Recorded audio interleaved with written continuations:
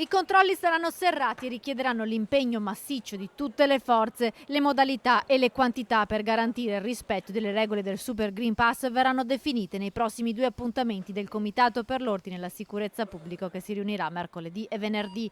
Prefettura, il comune con la polizia locale e le forze dell'ordine sono pronte al gioco di squadra per garantire la sicurezza sanitaria anche in vista del Natale. Tutta questa squadra che verrà messa in campo lo farà su un piano ben preciso che verrà presentato anche alla città.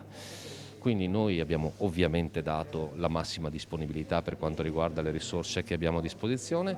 Posso assicurare che il periodo è particolarmente difficile, siamo consapevoli, ci saranno molte pattuglie in circolazione, questo proprio perché ce lo impone il momento. Sul fronte contagi a Padova il virus sembra non voler mollare la presa. Nelle ultime 24 ore ha raggiunto il record di 554 nuovi contagi, 60 le persone ricoverate in area medica in azienda ospedaliera a Padova, 18 in terapia intensiva, 4 nuovi ricoveri in quella appena aperta al Sant'Antonio. Il sindaco della città, Sergio Giordani, non nasconde la sua preoccupazione per il possibile passaggio del Veneto in zona gialla. C'è preoccupazione perché stanno aumentando i contagi, c'è questa nuova variante che non si conosce ancora, bisogna portare pazienza ancora 2 settimane per conoscere. L'ordinanza che impone la mascherina all'aperto in centro storico è una misura che convince i padovani e il primo cittadino la ritiene uno strumento efficace insieme alla vaccinazione per contenere i contagi. Anche altre città stanno facendo quello che abbiamo fatto noi, Milano, piuttosto che Bergamo, Verona.